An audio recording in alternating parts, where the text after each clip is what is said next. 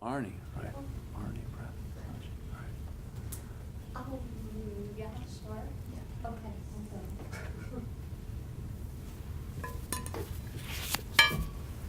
All right. All right, welcome. We're going to go ahead and start because we have some people online. So I'm Monica Falbo, I'm the Wellness Administrator. And I'd love to invite Haji Schreffler up here at the beginning because I forgot to do that last time to talk about the Drexel Meditation Group. Hi, everyone. So some of you I know have attended our Thursday sessions, but I'd love to invite all of you to be a part of our meditation weekly meetings. We meet every Thursday from 12:30 to 1 o'clock. We listen to a guided meditation. It's open to any and everyone. You don't need to have a regular meditation practice or have experience. You're welcome to come. If you're brand new to meditation or if you do have a practice, it's really just a time to insert some mindfulness into the busy workday. Every Thursday, 12:30 to 1 o'clock in the Interfaith Sanctuary, which is part of the Intercultural Center on Arch Street. So I also left some handouts in the back. Feel free to grab one, spread the word, and I hope to see you there. Thanks. I also just want to let you know that these talks are actually a quarterly partnership with the Drexel Meditation Group. So we're hoping that you'll be able to come here with a live person, get any questions answered, feel a little bit more comfortable, and then continue the practice with the Thursday group. So these are actually for the Thursday group. They're intended to just make you a little more comfortable so that you can actually have that opportunity. They're very gentle. You don't need to actually have any experience with meditation to go, but now you do have experience with meditation through these talks, so you're welcome to attend those if you'd like to. So I'm going to let Alex DeVeron introduce himself and say a few words about what we're going to do today. Thanks so much. Thank you. Welcome back. So many people who were here last week. Welcome back also those of you who are online. Let's begin by, if you can, turning off your cell phones or at least silencing them so that we can avoid any unnecessary interruptions. There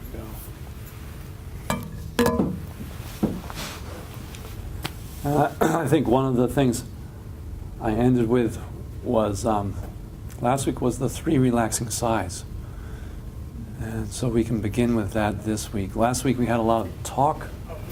There was kind of a lot of background material last week, a lot of this from me, and I'm going to try to make sure we have a little bit less talk today, a little bit more practice, introducing different kinds of meditation techniques. So the 3 relaxing sighs are really exactly what they say. All you do is breathe in and breathe out on a sigh, and they may or may not be relaxing, but some research has found that they are. So let's start with that, just 3 relaxing sighs.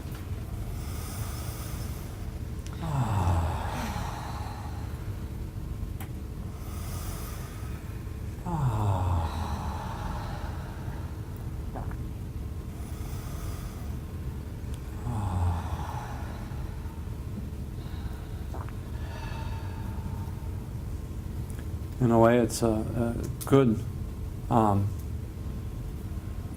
thing to do just to fully land someplace, you know. Or if you're getting caught up in something, then to kind of disconnect for a second and just reestablish connection with the ground. Remember that you have a body. You're not just way up here. And also physiologically, it reverses the stress reaction, reverses the secretion of certain hormones associated with stress. So it's a good one, and it doesn't take much time. We were talking before we started that really the toughest thing with something like the 3 relaxing sighs is just remembering to do it. You know, most of the time when you need it is when you're so caught up in something you don't remember to do it. So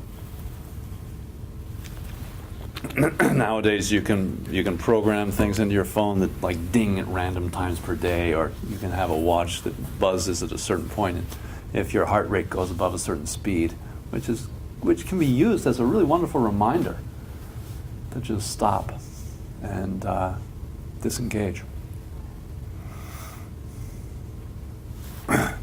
So by way of continuity and picking up where we left off, what were 3 takeaways from last week? And they're like a dozen or so, so don't worry about getting the 3 right ones. Just any takeaways from last week. Anybody just call one out. And also online, feel free to call it out online. I guess you're going to call it out this way online. But anybody, what was the takeaway for you from last week? Any? Rhythmic breathing. Rhythmic Discovering, breathing.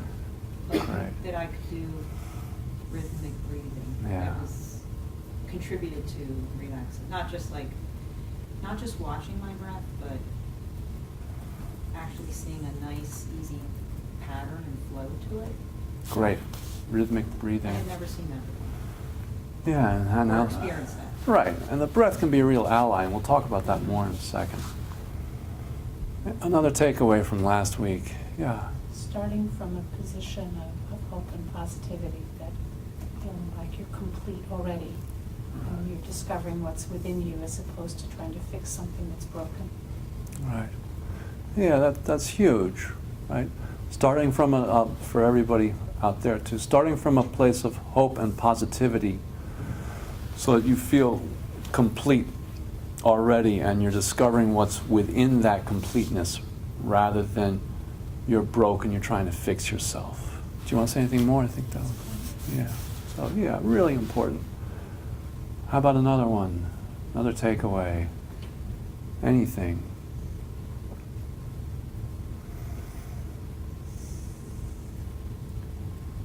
Anything from Not yet. cyberspace? There's Well, silence. Well, the good thing about a workshop on meditation practice is we can just sit here and do nothing until we get the third one. Stress is like an internal state as opposed to like an external circumstance. Yeah. Good. So stress is an internal state rather than external circumstances. You know. You see all right? Should I move this way? I can move this way a little bit too. You want? Is it all right with the camera if I move this way? Everybody's okay? All right, good. Yeah. So they're external causes, but in a way we don't have any power over those causes. What we do have power over is our internal response. So yeah, distinguishing between something out there. You got one from? I've got one. All right, we I've can do. got connecting to the breath and trusting. Connecting to the breath and trusting. And that's kind of a good combination of both of those. Trusting there's something fundamentally healthy there, and also power of the breath. Good.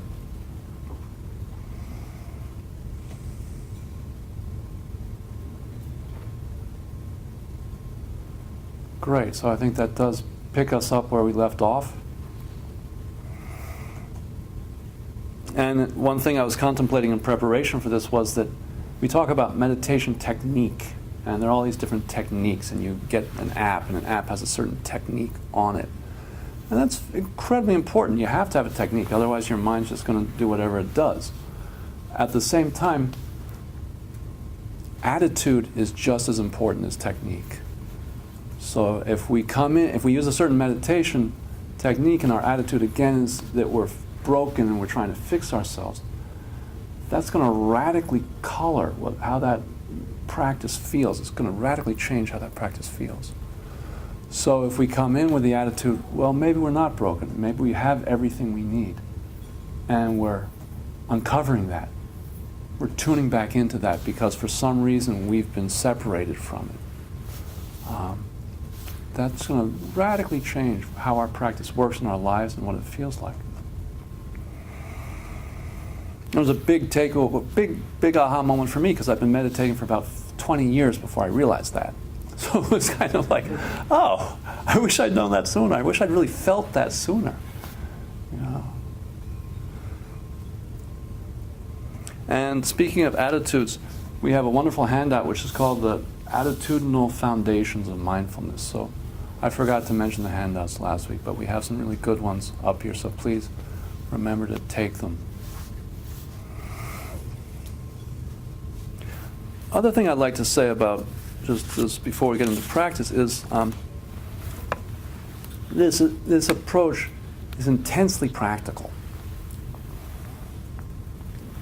The mindfulness-based stress reduction approach, which we're kind of outlining here, or if it's all these other, they're called mindfulness-based interventions. You have mindfulness-based cognitive therapy if you want to work on thoughts. You have acceptance and commitment therapy if you want to work on behaviors. You've got mindfulness-based addiction workshops, mindfulness-based approaches to depression. It's like they all have this thing in common that they're very practical, and they're all based on very straightforward meditation practice. It's straightforward in that the instructions for it are very straightforward.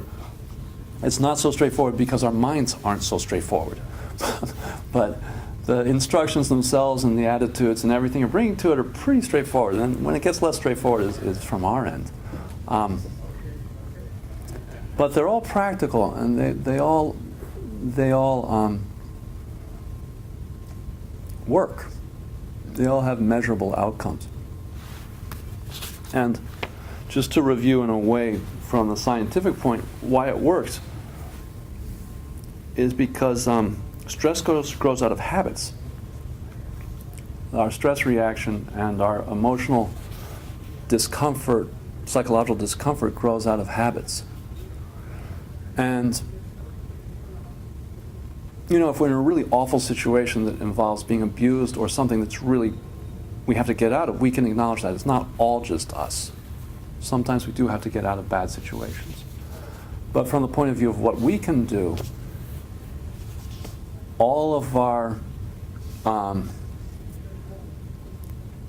stress, all of our internal stress, whether it's the body sensations or what the mind does, everything we called out last week is a habit. And if it's a habit, we can undo it. My voice went very high when I said it's a habit. It's a habit. It's also a habit. It's not just a habit, it's a habit. And it's a habit. It's all three. So that means a habit means we don't have any choice. It's some kind of automatic chain reaction. And we talked about the body and the emotions and thoughts as the three aspects of that chain reaction. And they all reinforce each other. So if it's a chain reaction and it's a habit and it's happening without choice, what mindfulness does is it injects some space into that equation so that you don't just go habit, habit, habit, habit, habit. You don't have this chain reaction that you have no control over. Instead, all of a sudden, somewhere in that chain reaction, you can stop and breathe, feel what you're feeling, and you don't go to the next habit. There's some space. So what that means is that you have a choice, and you can do something different. You can consciously have a little bit of space, and you can do something different. And that's the difference between reacting and responding. Right? Sometimes when we react, we do something we regret because it's like a knee-jerk reaction. We say something, it's out of our mouth. Second it's out of our mouth, we think, I wish I hadn't said that. You know? And so when you have some space of mindfulness, then there are these little gaps in between your habits, and there are these gaps in places where there used to be no gaps. So instead of just going from one thing to the next, there's a little gap, and you say, oh, I don't have to do that. And that's incredibly empowering because it means that you have a choice. And if you have a choice, you're empowered. You're empowered to do something differently.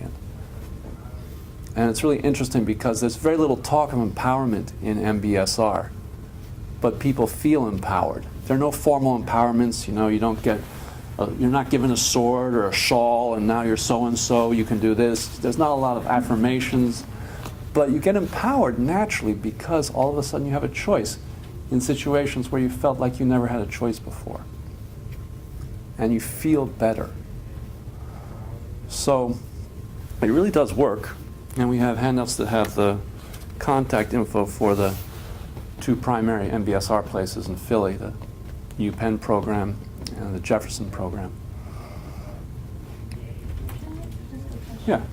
Like, when you say it works, habits are tough and ingrained. Right. How long, I guess everybody's different, but is there research on how long it takes normally? Everybody's different. You know, some people Yeah. it's like 3 days. Mm. 3 days of meditating 40 minutes every day in the morning. Other people it's like 8 weeks. The MBSR programs are 8 weeks, partly because if you do the meditation practice 4 or 5 times a week,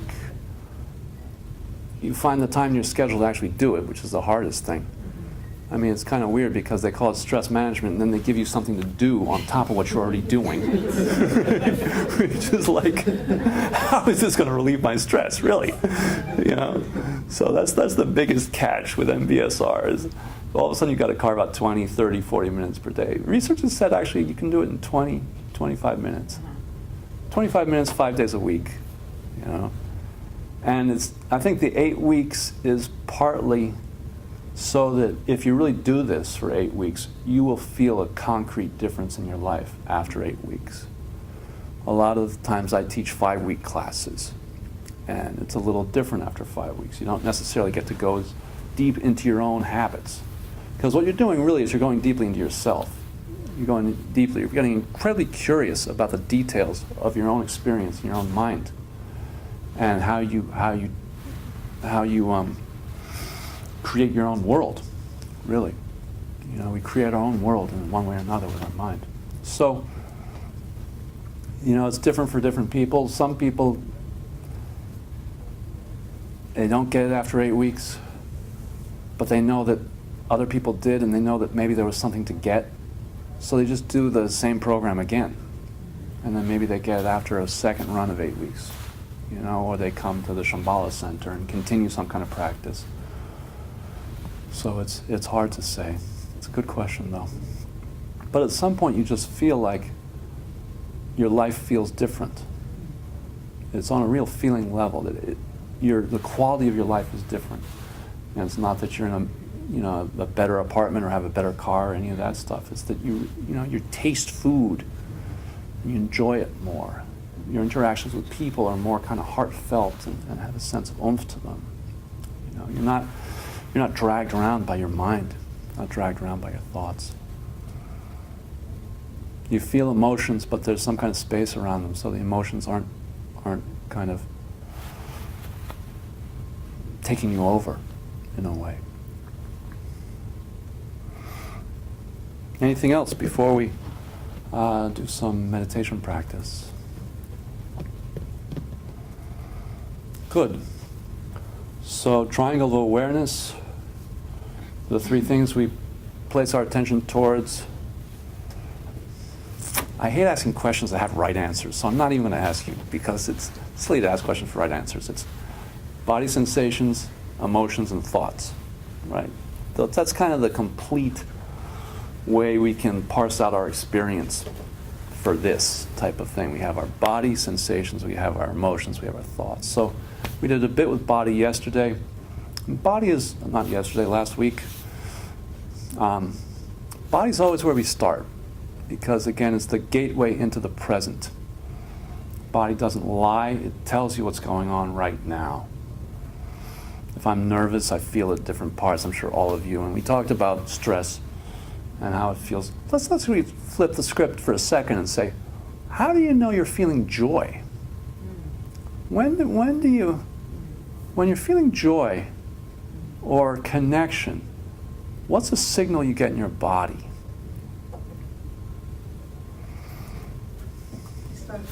Yeah, go ahead back there. I smile. You smile. Right, you can feel like there's all of a sudden there's a little smile coming up. Good. What else? You start to relax? Start to relax. Good. You can feel your body relaxing. How else? Joy. Like a lightness in your chest area, like almost like butterflies, but in a happy way. Yeah, like some kind of excitement, little butterflies, little energy, kind of energy flittering in your body. Yeah. Anything online? Relaxed. I got a second for relaxed. So a couple of people saying relaxed. Right, so all of those are really spontaneous, unmanipulated, direct messages from your body that something good is going on. And last week we talked about when we experience stress and different things like heart rate, shallow breath, knot in the stomach, tight shoulders, all those different things. So the body is a great gateway into what's going on and also gives you a lot of accurate information. How about thoughts? Do thoughts give you accurate information? Sometimes. Sometimes.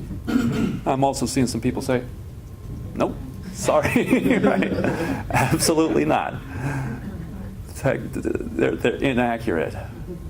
What's the technical term? It's like something cognition, inaccurate cognition? Distorted, cognitive distortions. Yes. That's the technical psychological word, cognitive distortions. You're distorting your reality somehow with your thoughts. So yeah, you can't always believe your thoughts. We need them. 90% of the time, maybe 92% of the time, maybe 84% of the time, who knows how much, what the percentage is. They're accurate, like they got us here, right? I mean, we all have a job. We have a way of, paying for the rent. We've got a roof over our head. We can pay our bills almost, and eat. And, we're all looking good. We all wear clothes that somehow, uplift who we are. That's all because we think, so we have to give our mind some credit for thinking. But oftentimes it gets us into trouble because it's just not true. Our thoughts are just plain untrue. So we're going to do a practice now that has to do with thought, working with thought. And we don't want to push thoughts away because that's either suppressing them or negating whatever messages they're giving us. So the trick with thoughts is to welcome them and then disengage from them. So we welcome them, they're part of what our mind does. We don't want to fight with our mind, but we also don't want to be dragged around by them. Especially if they're an untrue thought. You have an untrue thought that then you can't let go of, and it's like a dog chewing on a bone, and it's just dragging you around. So we're going to do a meditation, more of a contemplation really on working with thoughts and separating from thoughts. And I'll talk through it before so we have an idea and see if there are any questions, and then I'll do it as a guided meditation. So the idea is you're hosting some kind of a gathering. You visualize yourself as hosting a gathering. It could be a party of any kind. Could be like an open house. Could be a dance. Could be a celebration of your child's achievements, graduating from high school, or it could be a baby shower. It could be whatever you want. Some kind of a party, gathering, celebration at your house. And you've got food and drink, and you're standing at the doorway waiting for the guests to come in. And the catch is that in this practice, the guests are your thoughts. And so whenever a thought comes in, you welcome it. You say, come in, welcome. Glad you could make it. And then you bring it inside your house, and you sit it down, you show where the food and drink is, and you say, I'm going to have to go back and greet other guests now. So you welcome it, and then you disengage from it. You say, okay, I'm glad you're here. See you later. Enjoy your food and drink, whatever you want to do. But I'm not going to pay any attention to you anymore. I mean, you never say that to your guest, right? But you. Some might like to. Yeah, right. You just say, excuse me, make yourself at home. I'm going to go back and greet the other guests, basically. And then when another one comes in, you do the exact same thing. And maybe some guests don't like being left alone. Maybe they just go straight through your house and out the back door or something. Maybe they don't stay. That's fine, too.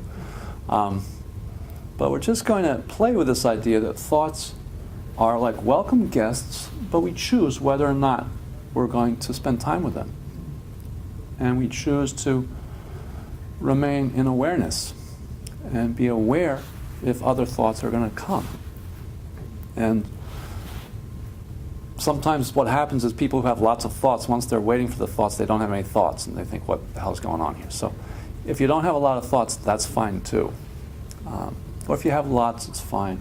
And anything can be a thought. Where am I going to have lunch today is a thought. or I feel pain in my shoulder is a thought, or this is stupid is a thought, or I got to remember who to vote for on election day is a thought, or it could be a long string of thoughts.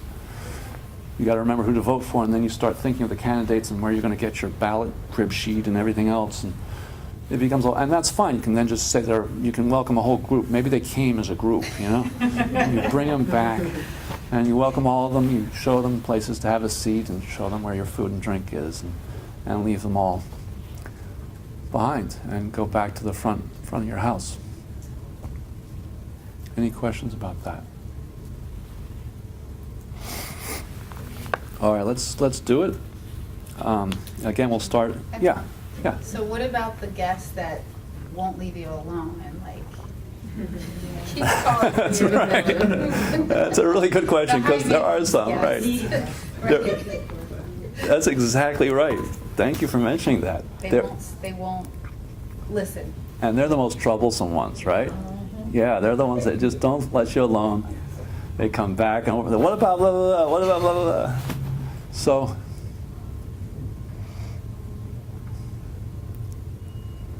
I think the most important thing with them is to fully acknowledge them.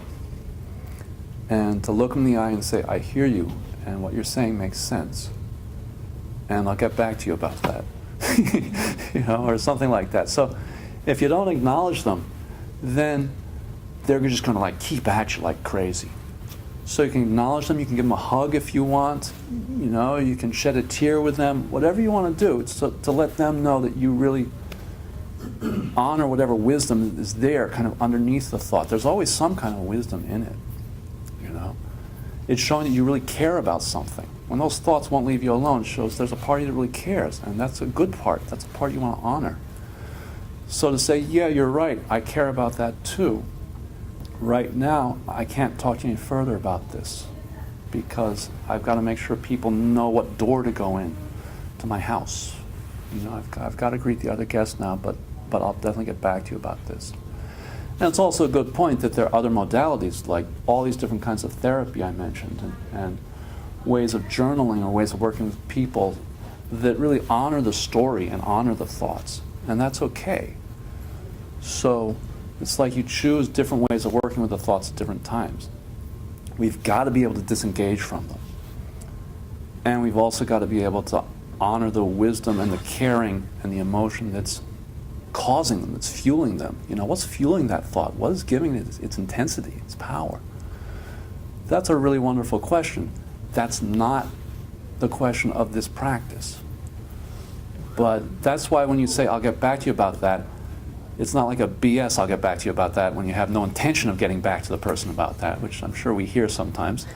But it's like, yeah, I really hear what you're saying, I care about what you're saying, and I do want to more fully explore that with you. And that's not what we're doing right now. We're doing something else right now. We're cultivating awareness and disengagement. So, yeah. Question, thank you. I have a question from the internet. The best way to handle a situation with someone whose emotional reasoning is one-sided and they can't see the other side of the story, which is seems related to Haji's question. Someone who's one-sided. Yeah, it's almost the same situation, but instead of it being internal, the person's out there. So yeah, to fully let you know that you hear them and that you honor what they're saying and that there's wisdom in what they're saying.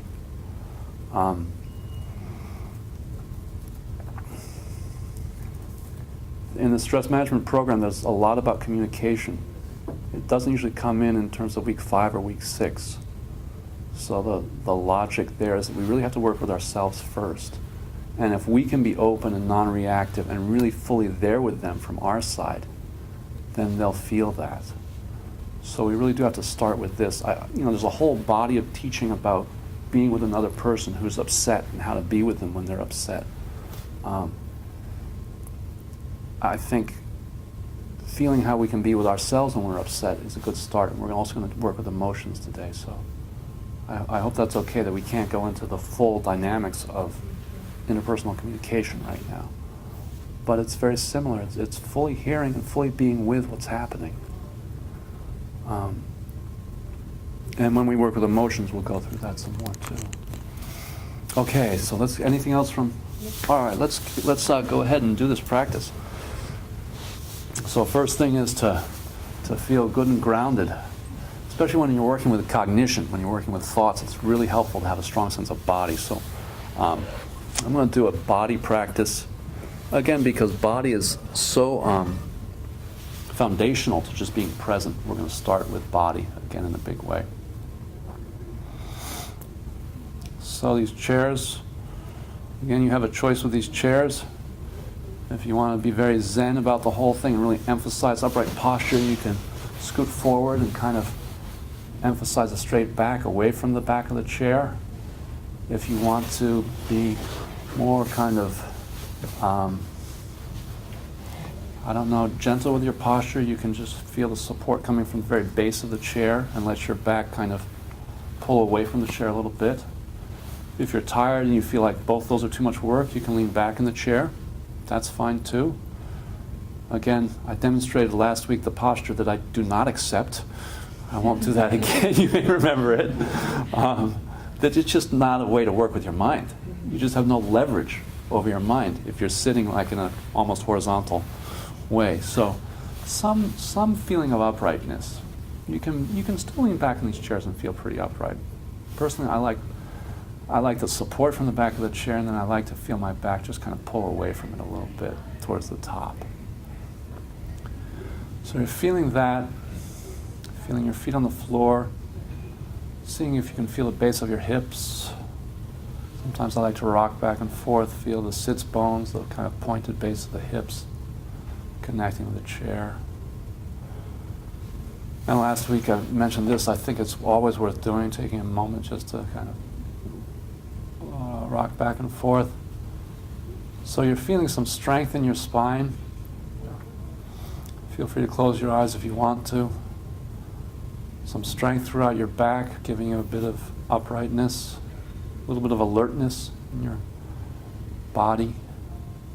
And also you're feeling some softness in your chest. So it comes back to that idea of acceptance and compassion towards yourself, where you really are open, accepting, you could even say appreciating what arises in your mind. So you have that balance of strength, a little bit of effort, and also softness, openness, accepting quality. And when you find a place that feels balanced, you're not leaning forward or back too much. Just bending your arms at the elbows, bending your L's at the arm bows, and just letting your hands flop on your thighs. And for a moment, just feeling what it's like to be in this body, and this body has this quality of presence, awareness to it. And it's also dignified. There's this natural human dignity sitting this way.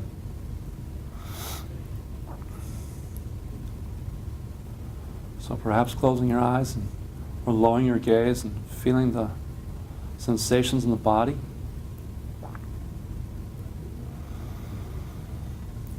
Feeling the legs,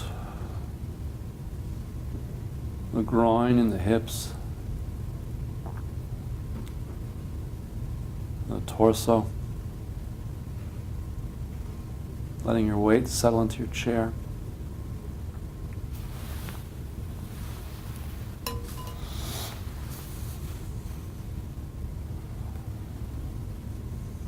Top of the torso, the chest.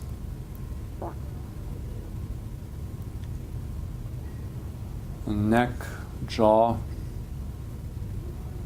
shoulders.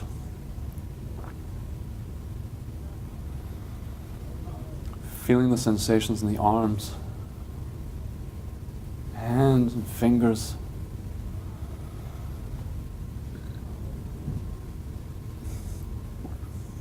And back up to the jaw, the head, face,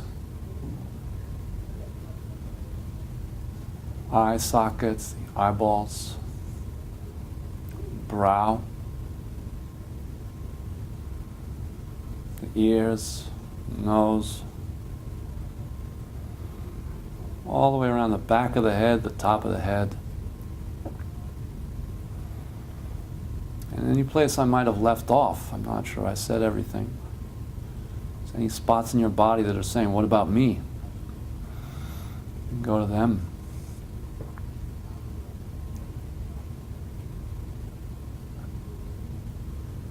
Settling in. Now feeling the breath in the body.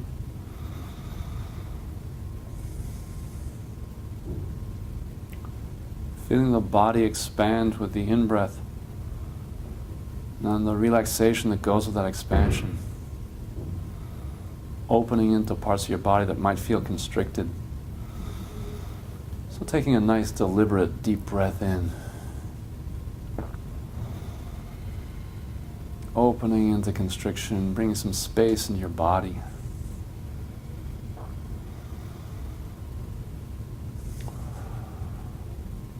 And now bring some attention to the exhale.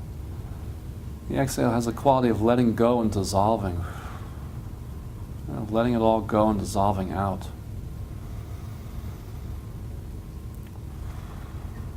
So the in-breath helps you to relax by expanding, opening. Out-breath helps you to relax by dissolving, letting go. So they both help you to just relax and be here.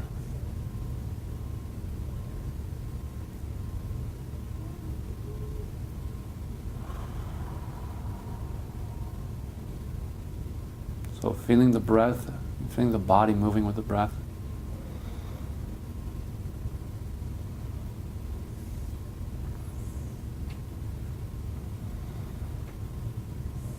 And now bring to mind a scenario. Envisioning that you're hosting a party, a gathering, an open house, a celebration of some kind. And your house looks good, apartment looks good. Cleaned it up, you put out some food and drink. You have places for people to sit. People have RSVP'd, they're excited about coming over.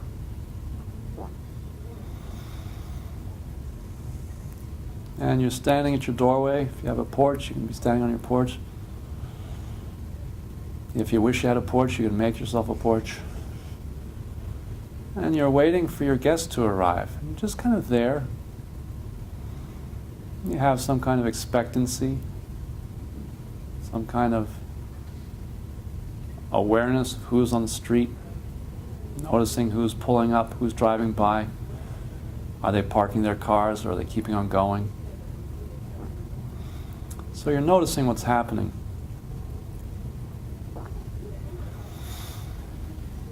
And that's just like resting in some kind of awareness. We're sitting, waiting for something to happen.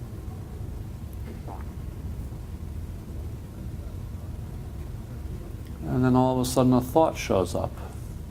You have a thought about something. You welcome that thought into your house, to your apartment. You show it the delicious food and drink that you've offered, and you invite it to have a seat. And explain to the thought that you are going to go out front and wait for other thoughts. That thought nods, thanks you, and you're out front. Just waiting, just resting in the natural awareness of your mind. Mind's ability to notice what's happening.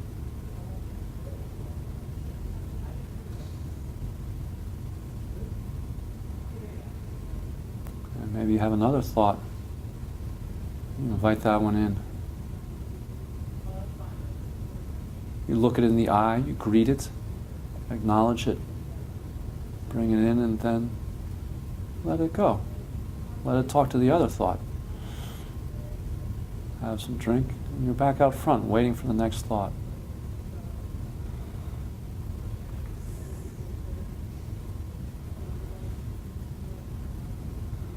And this, you can continue this in your own time. I'll stop talking. And remember what we said about the really, really persistent thoughts that want to just hold your arm and keep talking to you. And yeah, you can acknowledge them and say what they're saying is important, and that you're going to explore that with them further. But right now, you've got to attend to your other guests. You've got to help people know what house it is.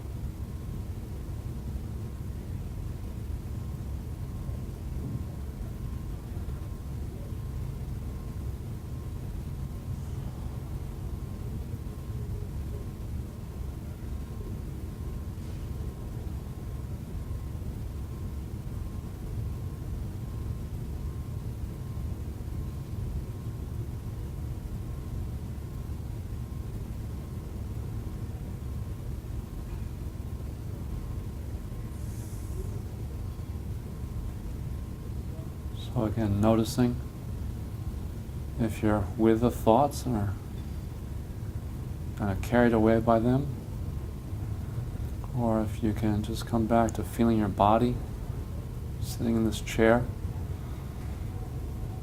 and waiting, just having some aware waiting for the next thought to arise.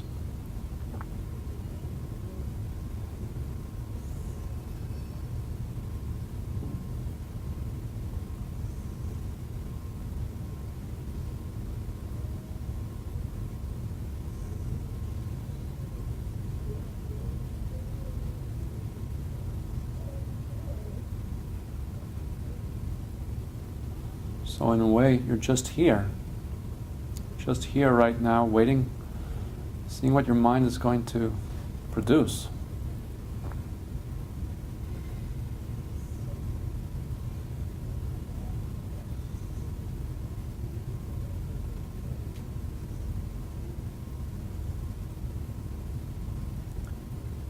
And that thought arises, you greet it, welcome it, and then disengage.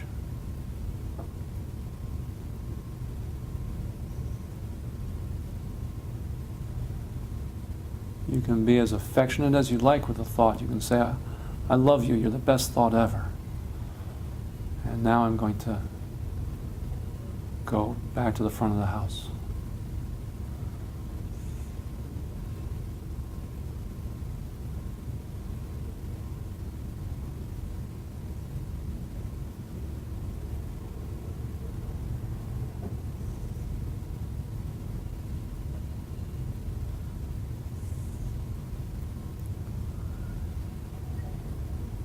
Now letting go of that visualization, letting go of that contemplation,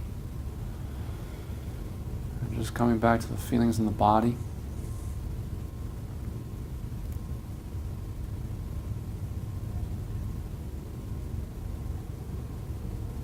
Opening the eyes,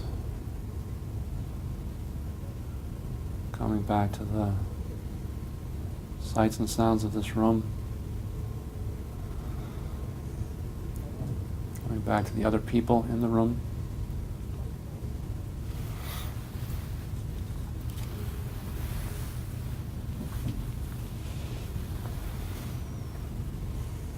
you're online, coming back to whatever room you find yourself in. Good. Here we are. Any questions on that? It won't take a long time to unpack that, but if anybody wants to say anything about it, I'd be happy to hear it. I'm curious what it was like.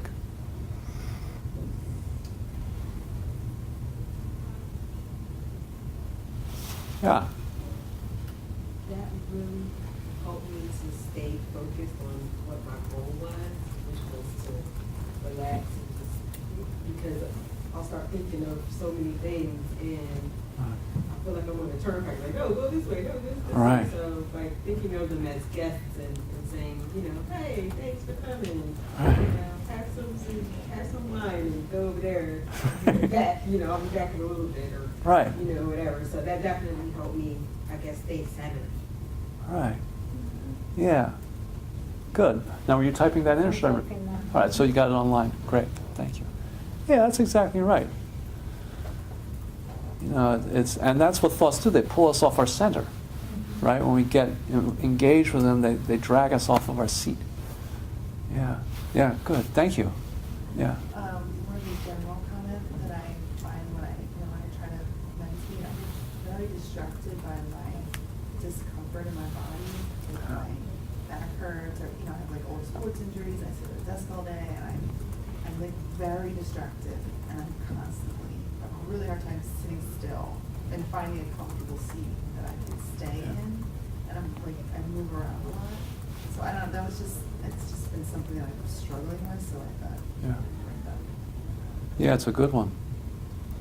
And it really is. It's it's one of the ways this is so personal. Like you have your relationship with your body.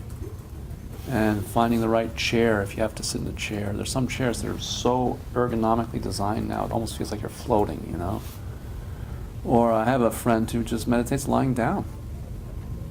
And just is going to meditate lying down because that's how they feel most comfortable. If you do that, I encourage you to keep your eyes open for obvious reasons. but there's no shame in lying down. There's no shame in making sure your body has a way of resting that works for it. Good. Other comments or questions? These are both good ones. Yeah, from line. I had someone say that they feel like this is a strange thing to say, but they were worried about leaving the thoughts by themselves. Yeah. Well, that makes sense. So worried about leaving the thoughts by themselves because they might just get in trouble and they might. I asked if they had more to say about that, Yeah. but they haven't. Anything more? Yeah, I started to relax in my body. My muscles started to loosen up and flow away. And I noticed maybe about halfway through, thoughts invaded. Right. And it was like my body started to tighten up again. Yeah. And I said, get away, get away. Right. Calm So down, much calm for down. welcoming. And I took a couple breaths and it Right. relaxed again. Then the thoughts kind of quieted. Could you welcome them in and then leave them behind, or was it more like, sorry, you're at the wrong address? you're at the party like 3 doors down. Don't come into my house. Yeah, yeah. And sometimes that works. Yeah. Other times you got to welcome them in and disengage. But yeah, I think the main thing is you don't want to be fighting with your thoughts. Because then if you're fighting with them, you're still engaged with them. But sometimes when you say get away, if you say it really gently, it's okay. Or you can say welcome and then see you later. It's like welcome, I acknowledge you, but I'm not going to spend any time with you. Yeah, anything back from online? Yeah. Not from the same person, but someone else said it helped me to feel balance and at one with my body. Right. And then actually the person who wrote about leaving the thoughts alone said, it was like leaving guests alone. I wanted to see if the thought wanted to stay with me. Right. Yeah, so that's exactly what we're talking about. Some thoughts are going to want to stay with you, and then you want to engage them in a different kind of practice. Like maybe you want to do journaling or something. Yeah. I think I'm a bad host because I think I went to sleep. I was going to sleep with my guests. Oh yeah, that happens.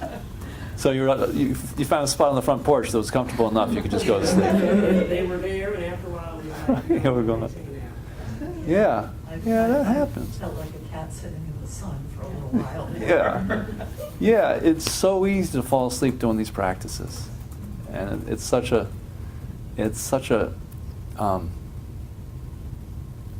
you know, it's an important message in a way, because part of it is your body might want to sleep, and it might be an important message that you want to try to get more sleep. Otherwise, sometimes it's a message that your usual way of doing things isn't working, like how you usually work with your mind. That you're doing something different. And then when you do something, like I fall asleep sometimes because I'm trying to work with my mind, and my usual way of working with my mind, I'm doing something different. And then my mind just kind of shuts down, says, okay, I'm not going to play this anymore, you know. But it's really fine. It's really fine to fall asleep. You can also try doing this again with your eyes open. You know, try doing the thought party in a way where your gaze is up a little higher or something. You know. But the real underpinning of the whole thing is acceptance, accepting whatever's going on in our mind. So, accepting the fact that you were a sleepy host, I think is like is the heart of the matter, really. It's like really fine. And if your guests were really ticked off at you, they would have like poked you or something. They were happy. They were eating and drinking in your house, eating and drinking your food. Yeah. You want to say anything more about that? Yeah. But it's really one more thing to learn to accept, I think. It's the main thing. Yeah. Good. We have time just to do a short meditation on emotions. I really want to do that because it's the third part of the triangle. So if that's okay, I'm sorry to the person online, but They're good. everybody's good? Okay. We have about 10 minutes, and I'd like to just lay out the basic techniques for working with emotions, because emotions, they're kind of the juiciest of the three, right? We have them, some of them we enjoy, some of them we dread, and they're powerful, right? They're a combination of thoughts and feelings in the body, and some kind of orientation towards something or somebody. So let's do a brief meditation on emotions. We won't drill too deep, and then we won't go to the most painful, intense emotion you've ever had and then say, see you later, it's 1 o'clock, you're on your own. That's not kind. But it's worth spending a few minutes on the basis of it, and a lot of it's reviewing what we just did. So let's just do a quickie on emotions if we can. So starting with, again, fully grounded in our chair, taking a couple of breaths.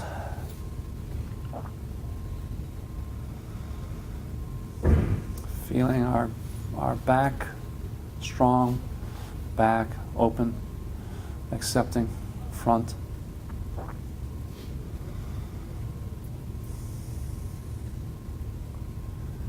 Feeling the breath in our body moving with the breath.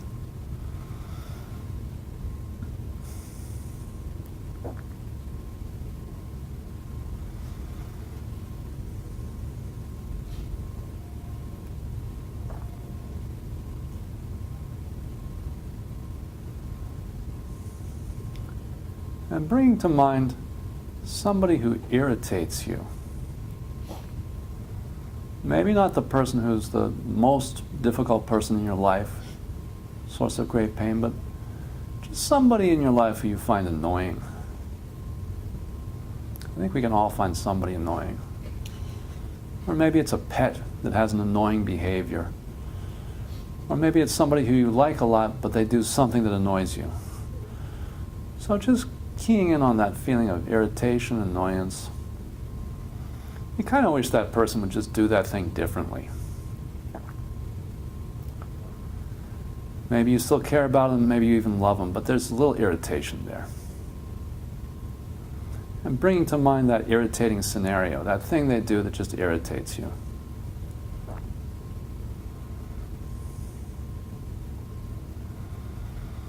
Everybody have some sense of annoyance or irritation? A little bit? Okay, let's say we do. If you don't, you can kind of crank up the scenario a little bit more. The scene that irritates you. And maybe you don't feel irritation, maybe you feel something else. That's okay too. Maybe it's amusement or boredom, time constraints, anxiety about time, whatever it might be. Noticing that.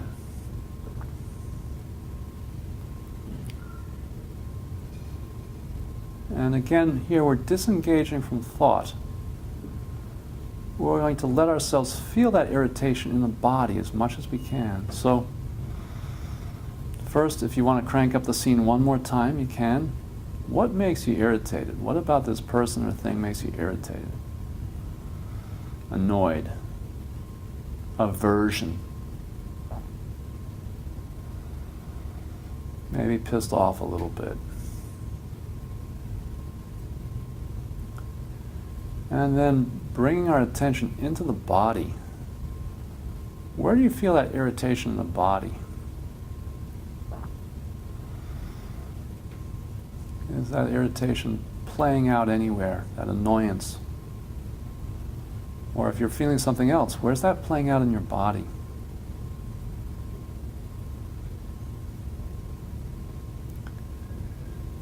So feeling it 100%, maybe you're feeling very sleepy, where's that playing out in your body?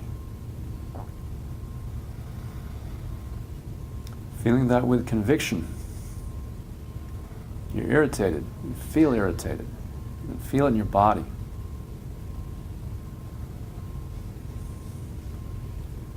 And letting that vivid experience of the body help you to completely let go of the thoughts around it.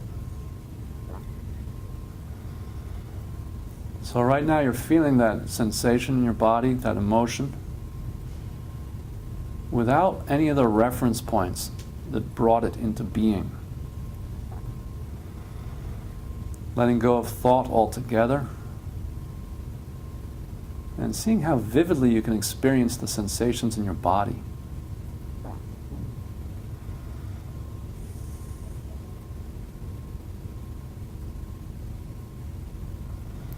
So again, just being here,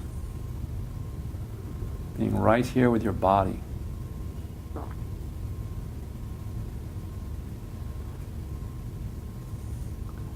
Noticing if those thoughts come back.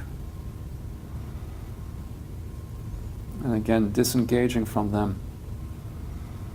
Bringing your attention back to the physical sensations in your body. Where is that emotion playing out in your body?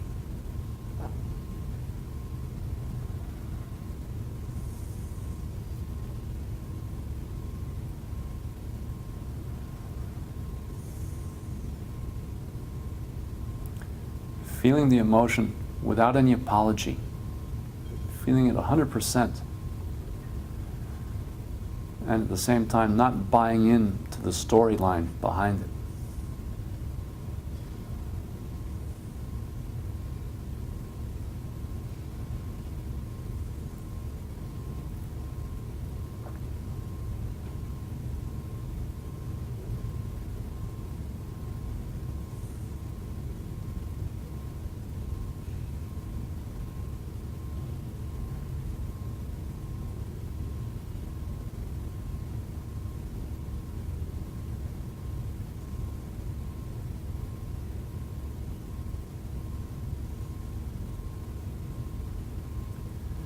So just feeling that in your body, letting yourself feel that emotion completely.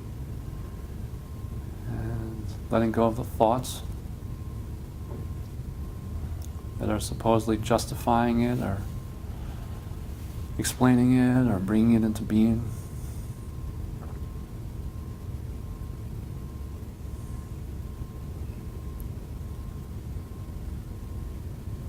And as a way of transitioning back to right here, feeling the sensations in the body, and bringing those feelings along as we open our eyes. So our eyes are open, gaze is down,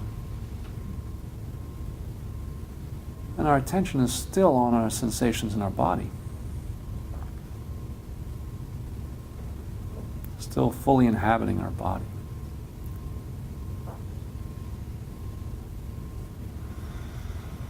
And seeing if we can stay connected to our body, then looking around. And still part of our attention is with our body. Still noticing the sensations in our body as we look around. Even making eye contact with other people. Seeing the faces of others. And at the same time, also being in our body.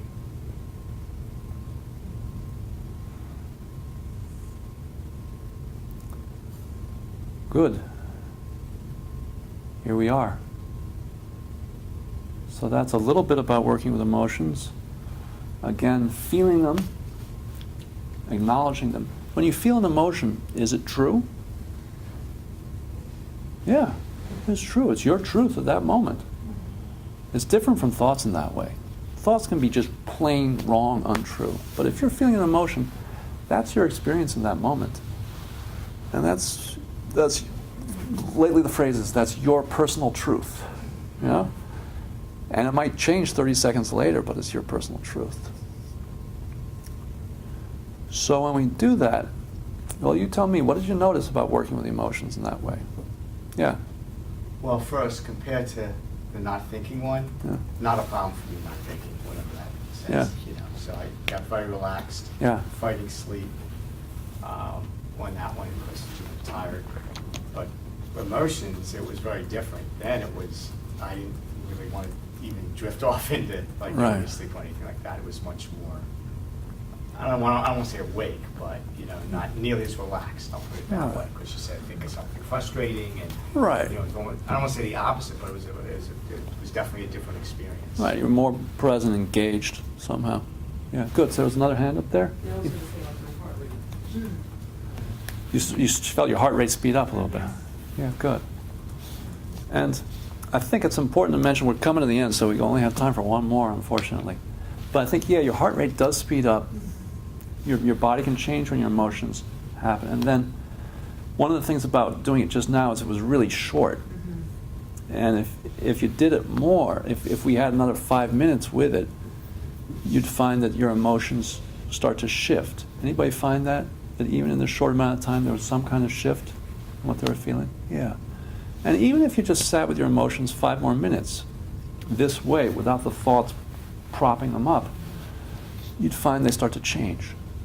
And there's some research that says if you're not fueling your emotions with thoughts, they start to shift after 90 seconds, which is kind of an amazing statistic. It's one of my favorite factoids, you know, that if you're not keeping the emotion going with thought, the feeling in the body starts to shift after 1.5 minutes. So I encourage you to try this. This is like a little taste test. Unfortunately, we don't have time to do like another 5 minutes where you really feel very dramatically how your body feels different and the way that emotions are kind of flowing through your body feels different. But if you come to the Thursday group, you'll have time at Haji's Thursday group to do a guided meditation with emotions and get the full scoop. Good. Any final thoughts? It's a little bit after 1. It's 4 minutes after 1. If anybody has to go right at 1 o'clock, I don't want to keep you.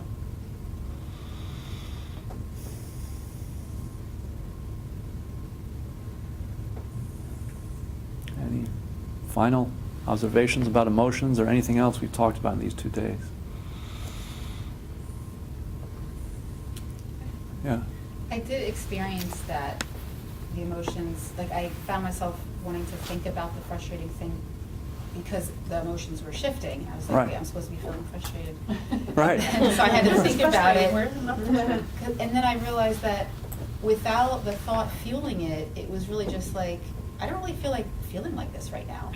Right. Like, it just felt crappy, and without the thought kind of Right. stimulating that, it was more just about like, I don't really feel like feeling like this right now, Right. without the body sensation as much as like Right. the fueling of the frustrating thought. Without the thought, it was like, I can let this go, kind of. Right.